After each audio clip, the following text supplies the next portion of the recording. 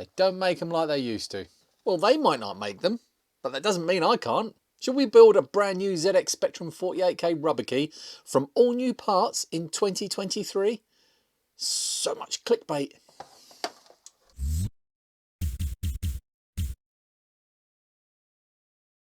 It's time to build a brand new ZX Spectrum from all new parts.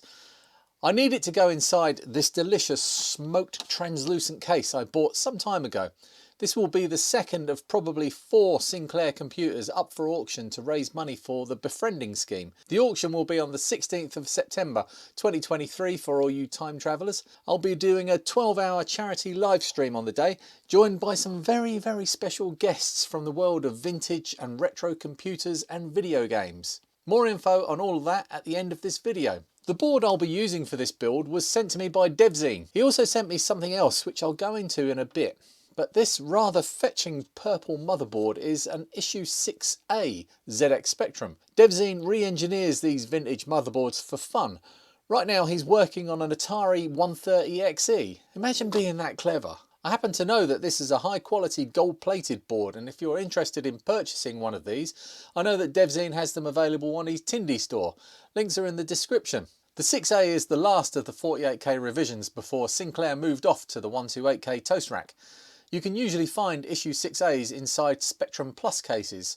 I recently refurbished one and there should be a video popping up in the corner of your screen. The biggest difference between the issue 6A and the earlier 4, 3, 2 and 1 revisions is the ZX8401 custom chip, which replaced the 674 series logic found on those earlier boards. Whilst the 74 logic chips are still available new off the shelf, mostly, the ZX8401 or its variant the PCF1306P have sadly not been manufactured for decades, which means I have to replace that chip with something else. Something quite cool, I hope. But you'll have to wait till later in the video, as first I have to build the rest of this board. And that should be fun. Right, let's not mess around. I've got, hang on, let's mess around a little bit. I have sorted many components. I looked at the schematic and started noting down every single resistor and capacitor on the schematic, one at a time, making a spreadsheet showing which values go where. And then there was one capacitor that was an odd value. I think it was a 25 picofarad, and you can't buy them in ceramic disc or even axial or radial or whatever. So I asked Devzine what he'd done, because he designed this board, or he re-engineered this board, and he's built this and got it working. And he replied to me and said, "Oh, you don't need that one," because when this came out, there was another ULA that was developed that was not being made by Ferranti. Saga, I think, was not the OAP magazine. So there was going to be a second ULA available for Sinclair to pop into these, but that never happened. Well, it happened. I think there's one survived. So it was a thing, but it just never went into production. So they have provision on here to fix some problems with that ULA. He sent me the service manual for the Spectrum, and there's some lovely notes in there, including all of the capacitors and resistors listed, exactly how I'd spent an hour doing them myself, with all of the ones marked that don't need to be installed. So I have got all of the resistors. I've got almost all the capacitors. Some of them are on order and should be here shortly, so I'm just going to get on with fitting the resistors.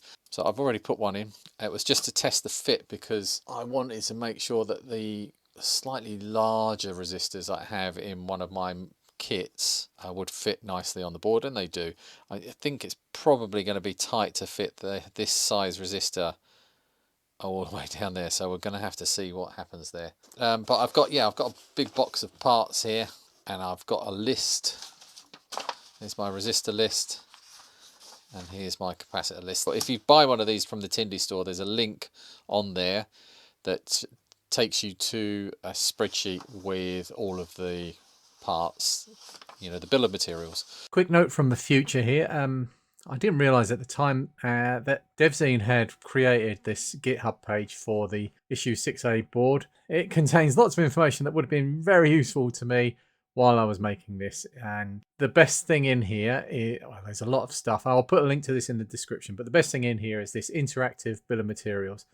If you click on this, you can just highlight over here on the left whatever you want. So if I want to highlight all of these capacitors, 1K capacitors, it shows you over on the right all of the locations. I really would have liked this.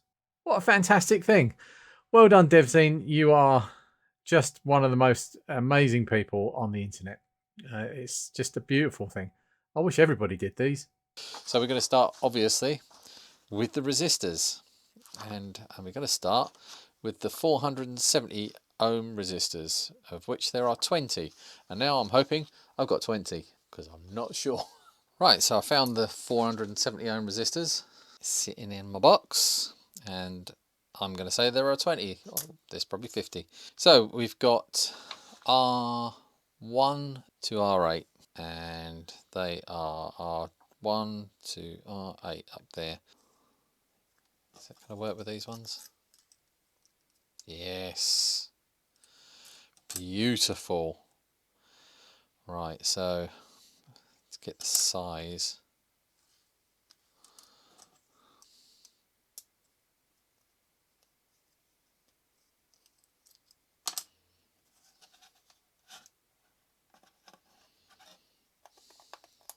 Oop, I folded it over.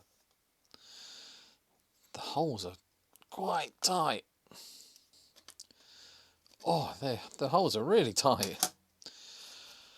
That's perfect. Excellent. Right, so I'm going to put this in the vise, and I'm going to bend all of those and solder them in place. Right, so I've done all of the 470 ohm resistors on the list here, and after a few false starts, I had the iron set to 340, I think, degrees C, and it wasn't flowing through the joint quite as well. This is quite a heavy board, a lot more metal in these pads than I'm used to in a Spectrum, and I can show you this. So I have to hold the heat on the pad for a little bit longer after the solder has flowed, and then it's ready for it will flow through the joint. The other thing is that these holes are quite tight. These resistors, the legs just fit through these holes. I'll show you on this one.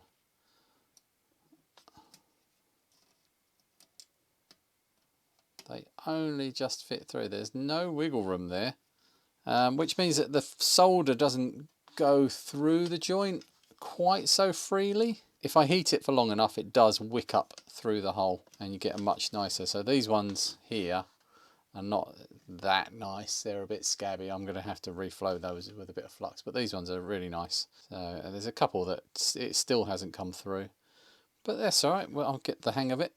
Right, so what I'm going to do, I've done the 470 ohm resistors. I've scratched that one. I'll move on to the 8K2s now.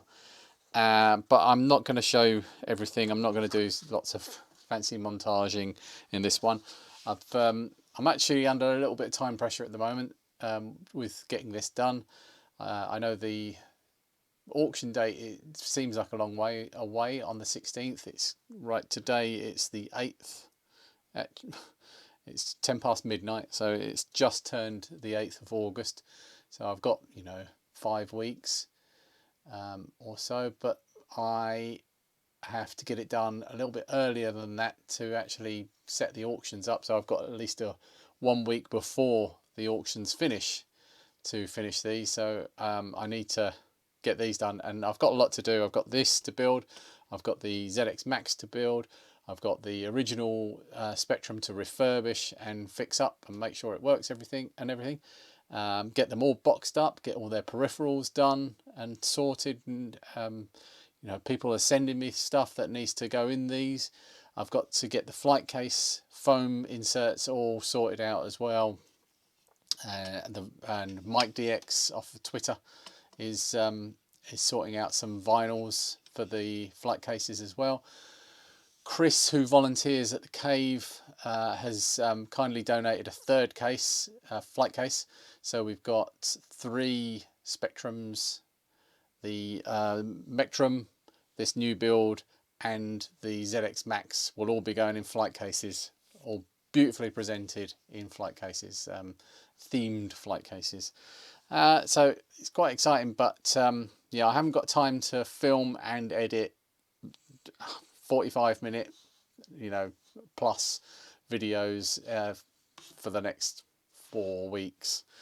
So I'm gonna build this. I'm gonna put all the resistors in. If there's anything interesting, I'll come back and but I'll probably take some pictures along the way so that we at least got a record of what's happening. But yeah, it'll be fun for me. Bye. This is as far as I've got. Right, so I've got this list here, and I've done the 470, the 1K, the 10K, that 180, 220K, and I've done the 2K2s and the 1K8s. I've still got all these other ones left to go. But what I was doing, I was actually just going through and picking out these metal film resistors, because these are all 1/4 watt size, and just starting with those. I've still got 3 left here. I've still got the 390, the 15 ohm, and the 3K, but there's not very many of each one of those. Some of those 3K. Where's the 3K? Yeah, the 3K is not even on this list. 390. Got one of those to put in, and what's the other one? The 15 ohm. That I got those out mistakenly. I actually need 1 watt for that. I put all these ones in, and the next ones I tried to do with the 8K2s, which were R9, 10, 11, 12, 13, 14, 15 and 16 down here, and ran into a problem. The only 8K2 resistors, 8200 ohm resistors that I've got are these half watt ones, and they're too big. I thought they might just squeeze on there, but when they're all stacked like this, it just doesn't look right. They do fit, kind of, but can you imagine what one of those is going to look like if I pull one out and I put one over here in this position in between 2 metal film 1/4 watts? It does fit, but it doesn't look very nice. So what I've done is I've stopped, and I've ordered all of the resistors that I'm missing. They should be here in a day or two. I'm getting somewhere. Yeah, there's a few 22 nanofarad caps missing. The 180 picofarad is on its way, and I found all the rest in my stash. And on the caps note, I've used radial rather than axial. I do have 2 axial caps here, a couple of 150 picofarad caps, but they're so much more expensive, and it's kind of appropriate. If you look at an issue 2 board, they're all axial caps. So all of these ones along here, they're actually glass encapsulated axial caps. But then you look at some of these ones over here, the greenish ones, they're all axial, which would be nice. But if you look at an issue 4S board, they're all radial, and I don't like this look, but it is what it is. I've had to fit them with these widespread legs, and the 4S has alternative positions, so it could have the axial caps or it could have these radials, but these don't have the alternative positions, so I couldn't. I don't know how much. I'd imagine that would be quite a lot of work to incorporate that into the build for DevZine, but maybe something for another revision. Just give you some work. It's all right. So that's the caps done. Just apart from the few that I'm waiting for, the resistors are all done apart from the 8K2s. I found all of the others in my stash, so all of the resistors are done. Got a couple of carbon film ones in there. There's one there and one over there. They don't look too out of place. I would have liked to have stuck with metal film, but again, it is what it is. So I'm just waiting for those 8K2s. They should be here tomorrow. And next up I've got the diodes. So I need two BA157s. I've got so many of these. I bulk bought a load of these. I didn't realise how many I bought. One in 4148, so I need 11 of those. And some Xena diodes. I need one of those. But yep, you'll see this in a split second with some diodes in. Right, this is as far as I've got so far. All of the capacitors are done according to this list. A couple of odd ones in the 22 nanofarad positions that I would have preferred to have kept them matching, but all of the diodes are done. I had a few problems with these BA157s over here in D15 and D17 in that the holes weren't big enough, so I had to drill those out, but they're in. All of the resistors except for the 8K2s are done. I still haven't got those. The eBay seller is taking his time sending them to me on the slowest possible parcel delivery, but everything else is complete. I don't know what this R90, which is down here, has got a strike through on it, so is that needed or not? I need to investigate that, so I'll make a note of that. But as I've gone, I've marked off everything with a yellow Sharpie just to make sure that I don't miss anything. The next thing that I'm going to do is start putting in all of the other little bits and pieces. So I might do the capacitors next. I've still got to do link wires, and I have to put in the coil. I've put the traco in, the voltage regulator, and I need to put sockets in, crystals, 2 crystals, and I need to put, I need to look up whether I've got 74LS04. I forgot that I needed an extra thing. I've got some plans for the ZX8401, but everything else, all the other chips I have in stock. Lower RAM board and upper RAM board from Neil. The transistors, that's what we need to do next. I should do that because it's not guaranteed I've got all could be some more CPC orders. So anyway, when you come back, there will be some more bits in this. Well, that's quite a build. I've never done one of those before, and at the same time I had to do one of these because I ran out of parts on this build. I was missing a few resistors, so I thought I would get on with this one, and this was quite a fun build. But that's now stopped because I can't program this for some reason, so I'm trying to sort that out with Julian, and I'll come back to that one once I have something to come back to. But now I'm back to this one. I was missing some 8K2 resistors. They're all in now, and I think I'm ready to put all the chips in. I still have to do some links. These are for Texas Instrument and Oki upper RAM, and it doesn't matter because the upper RAM I'll be using will be one of these boards which go in here. That doesn't need a jumper setting. I think it will either set one or the other, so I'll just need to work out which of those needs to be set. There's some jumpers down here, some link wires down here for in and out. I don't even know what those ones are. And then of course there's the ROM one as well. For the ROM I'll be using this petroleum switchable ROM, which has got diagnostics and the normal proper 48K ROM on there. That's going to be quite handy. I hope I don't need to use the diagnostics. Again, I think I just need to select one of the ROM types down here, and then that will just work. So I better go and look those up before I start filling this up with chips. This was sent to me by Charlie from Lost Retro Tapes. Very kindly donated a VLA 82 for the ULA. Yeah, I've got all the chips ready to go. I've already populated the LM1889N and the lower RAM board, and I think I might try turning it on. See what goes bang. Okay, I plugged it in and switched it on, and I forgot to press record, and it beeped, which means it's working, but there was no picture. So it kind of means it's not working.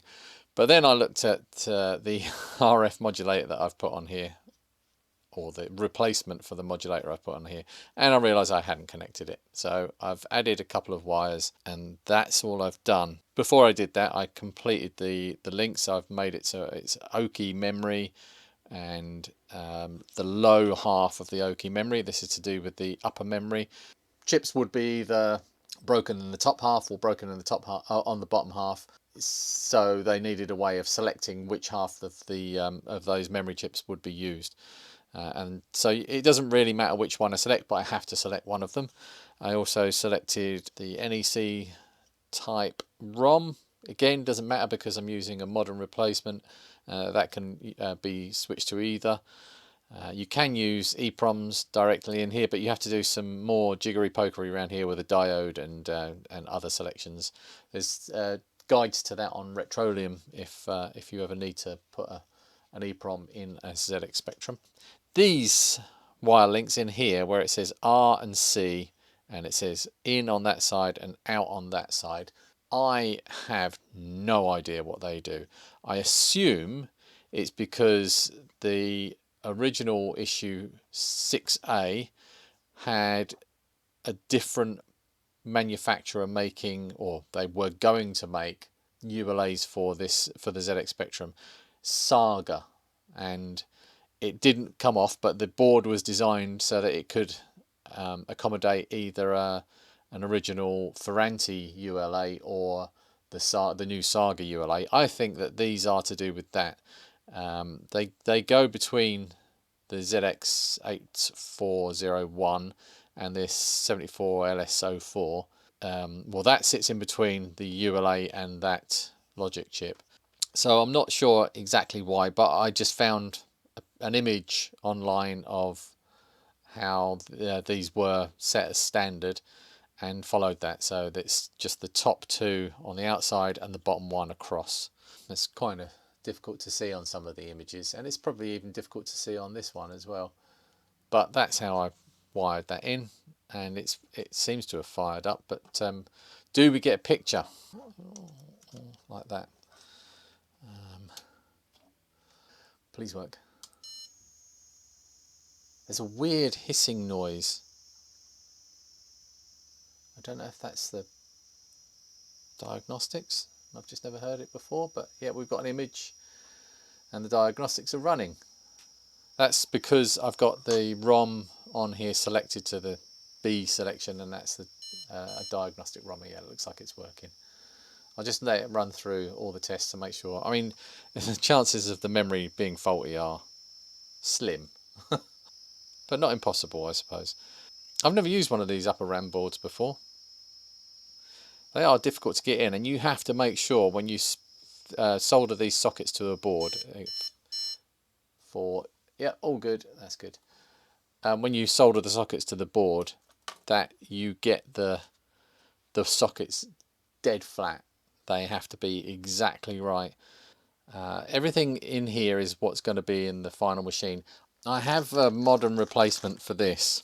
Devzine sent with this board, this PCB in here, and I've got all the parts to make it, but I'm running out of time. I've got a limited amount of time to get all of these machines done and fitted into the flight cases as well with the foam inserts. And if I get time, I'll do this and then add it to it. But I might not make a video of that. But this, as far as I'm concerned, is done. Apart from that sound issue, I will look into that and get it sorted, and then this will be going in this lovely case. It's already got a board in it, but that's not going to stay in there. Yeah, that's going to look really nice. I very much enjoyed building my first completely new ZX Spectrum 48K from all new parts. What's that? What about that one? Well, yes, the ZX8401 is actually 39 years old, which, if you ask me, is young. I was running around chasing balls around a tennis court in my prime at that age. Okay, this isn't a complete project until the ZX8401 is replaced with something new. But you won't see that in this video. There will be a dedicated video for that project coming very soon. This new Spectrum works exactly as you would expect a brand new ZX Spectrum to work. It loads games from tape and cartridge, looks and sounds and feels just like the real thing. Maybe even better if you ask me. I might be biased. Did I mention I built this myself? And in this plush flight case with the custom vinyl wraps courtesy of Mike DX, it's a cracking package. This and the other 4 machines will be going up for auction on eBay, finishing on the 16th of September. Keep an eye on the channel as there will be a slew of videos coming between now and then, updating on the other items, including this fetching one-of-a-kind mug.